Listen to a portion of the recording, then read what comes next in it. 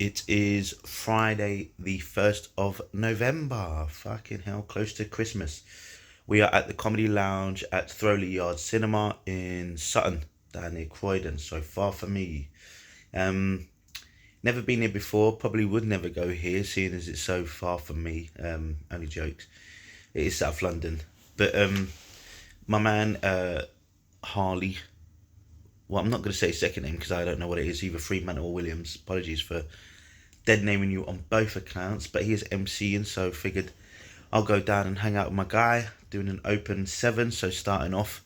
I have had a lot on my mind in the last month or so. Work, life. This might come out afterwards, but obviously we would have had the big OM show on the 21st of November if that hasn't happened already. So I haven't had really much time. Plus, with the way that this year's been going, I've really just been kind of trying to firm up my actual set. And, you know, I went to this open mic on Wednesday, and there was an act who is an amazing act, great act. And I just remember thinking, like, he's so good at just trying out. Every time I see this guy, it seems like he's trying out new material, and it always seems to be quite on point. And you know, I really don't work through that much new material, I have to say. I mean, I think I go through periods where I go through, like, you know, I'm just going with a notebook, trying out a bunch of things, and then, you know, really trying to firm up what it is that I want to include in my set. And sometimes it's kind of like a bit of force feeding, whereas and a bit strenuous, you know, like trying to really hone in on jokes that are going to be translatable across a wider sort of audience set, and you know, groups of people from room to room, versus kind of just the things off the fly. And that's the kind of things that really make it enjoyable, actually, when you're just actually going out there and trying things out. It's the bit that scares you, it's the bit that makes you feel like, oh, maybe I shouldn't say this, and then when you actually say it and stuff, it comes out, that's what you feel great about. So I haven't done that for a long time. I am tired, and I've had a busy year, and really just trying to see the rest of the year out. So I think that I'm just going to try and really start getting back to just being loose, being open, get the notebook out, let it be crap, and hopefully just have a bit of fun, and try and get some magic, and set up for next year, because next year we want to try and I wanted to push the 20 minutes here, but I've only really pushed to 15, and that's happened at the end of the year. But actually, it's been fine for the most part. I've done more in that process. I've done more of what I wanted to do. I mean, not even what I wanted to do, just kind of what's happened just through osmosis of performing. You know, I've had some good spots. I've had some decent nights. I've had some absolute shockers as well. But the majority have been good. So it's been a successful year. I may not have finished the year out with 20 minutes like I wanted, but actually, I've not been given 20 minutes, so all I say is I work up to the minutes available to me. I started getting some 15s at the end because I really grinded out on the 10s, had a good time doing that, and next year I guess it's just at least the first 6 months try and focus on another 5, and maybe push that to 20 minutes and get a good opening 20. But that all starts today with some absolute dog shit comedy from myself. So yeah, hopefully this will be an absolute stinker, or not.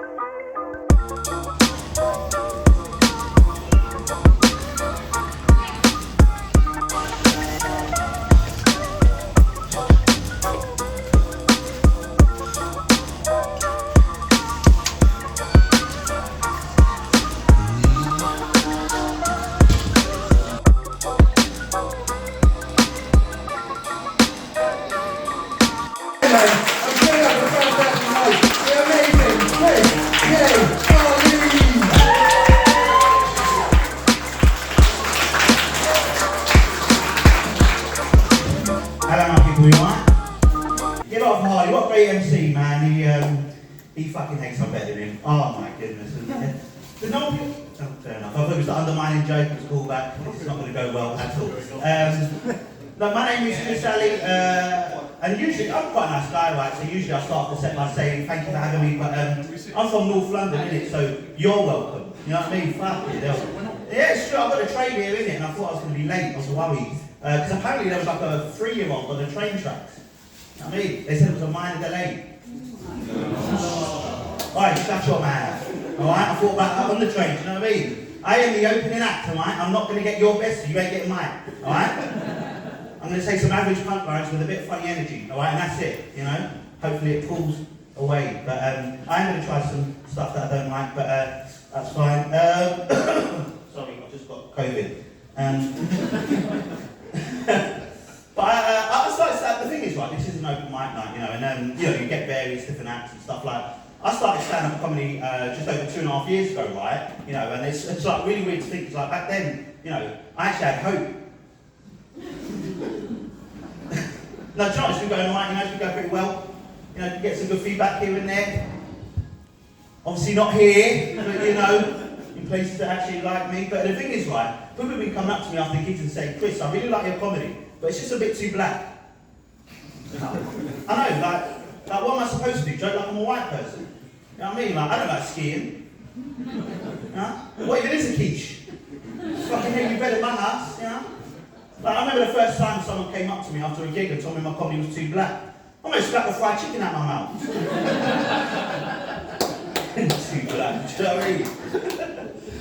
But, do you know, the other weird thing that people have been saying to me is like, oh, I can't believe you're starting stand-up comedy. Like, you can't say anything these days.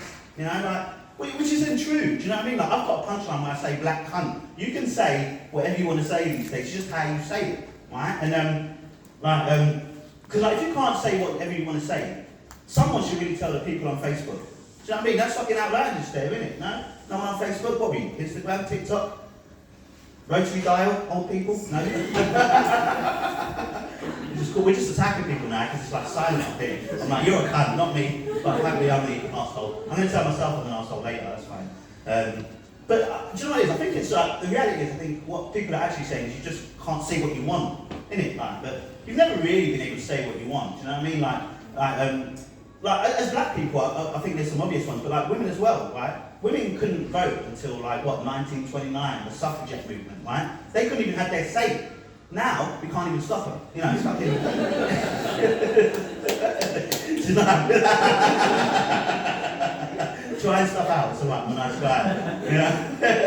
No, it is because like, like my girlfriend, right, all she says to me is that all I do is talk all the time, which is an absolute lie, right? I say things on average, right?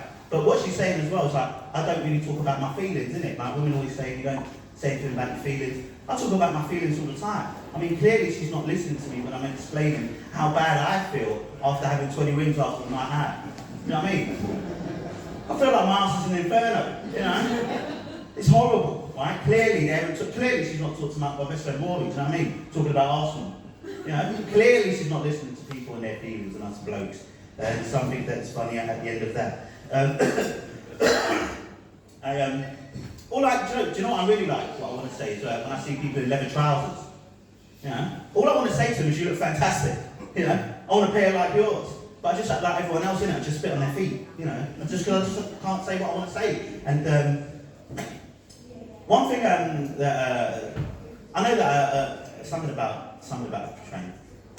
It's Friday, so I'm losing it. I got you. One thing that I want to say is like, the reason I don't say what I want to say, I've got ya! Finally found it! It's like a fucking peace puzzle in the head that none of you can see. You're just staring at me like I'm on a fucking exhibition, alright? It's a long week, I'm high, just give me a fucking break. Yeah? But the reason I just don't say how I feel, I don't talk all the time, is because sometimes it's just not accepted, isn't it? Like, you know, I was telling my girlfriend about this fat Chinese person on an airplane. Do you know what I mean? And she was like, you can't say that. Right? And I was like, alright. I did assume they were Chinese, Asian fat person, you know? There was a long lead to that punchline that really didn't work. It's a shame. Actually, have we got any football fans in the house? Yeah, big football fan, me. I'm a big football fan, you know? Trying to become a medium-sized football fan, you know? Still holding on to that Christmas weight since I was 12. But I don't know, like, you might have heard about this, right? The Premier League released this list of the most influential black people in football, right? You know, like, pretty good stuff. Players like Rashford and Saka, and the other one that missed. Guess what they called it? They called it the blacklist. I know. Do you know what, right? Outside of it being massively offensive, I just think it lacks creativity. Like, what is it going to come up with next? The most influential Slovakians in football, I call it the checklist. Like, I get it, right? You're trying to recognise black people, but calling the list of black excellence a black list is almost as bad as putting an all-black political party together and calling that party slave labour. Alright, that's a good fucking joke, right? I've had enough of this. Shit, this is my we've lost a lot of like celebrities recently, haven't we? Like really sad ones, like Maggie Smith. You know, that was a sad one. You know, loved her in Harry Potter, innit? You know, I didn't know anything was wrong with her. Do you know what I mean? Like it's like some days people are here and the next day it's just like boom, disappeared. You know, Expelliarmus. You know. Or the one that actually got me was James L. Jones. You know, James L. Jones, one of the greatest African-American actors of all time, you know. He was in Coming to America, which was a great movie. Did you know, right, you're nodding, right, did you know that he was actually the voice of Darth Vader in Star Wars? Yeah? Yeah? I fucking hate Star Wars. Yeah, I have to apologise, it's killing your dreams right there. No, but the reason I don't like Star Wars, right, is because, like, when you strip it back, Star Wars is about a young white boy and his estranged father. And they still made his dad black. You know what I mean? The only good thing about that movie is that he was the leader of all these white people, you know, just telling them what to do, you know. Black power, black business, you know. Fucking trying to kill that Death Star, boy. Killing me out here. Can actually, give me a chill, put your hand up, you look quiet. Did anyone in here grow up with like a bit of an annoying dad? Yeah? Yeah? Must be nice. Yeah, fucking showing off, do you know what I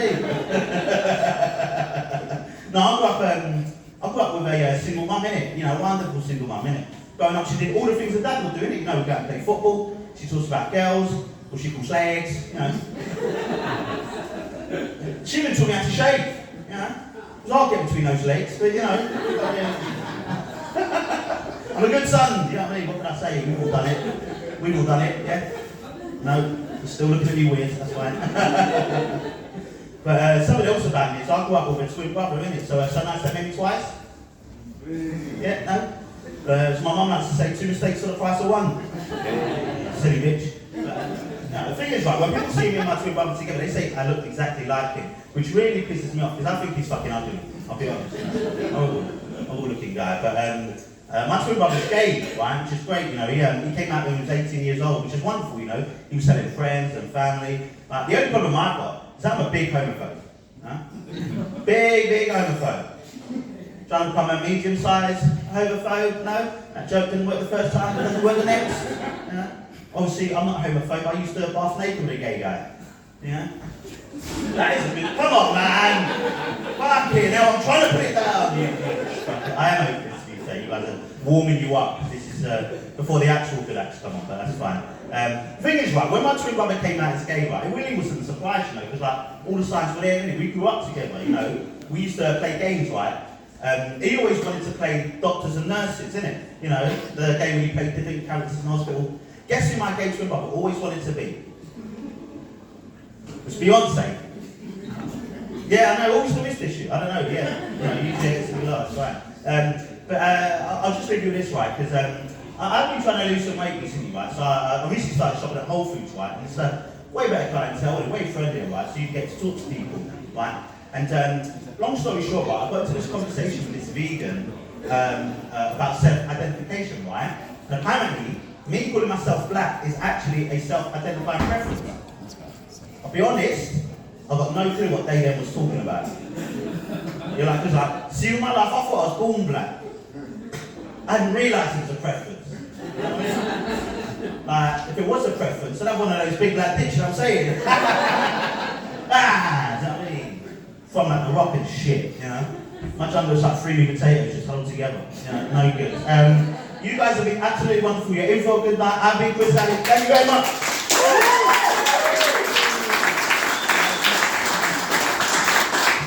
Yeah, one more time for Chris Allen. It is fucking hilarious. He might not have one. I have a big black dick.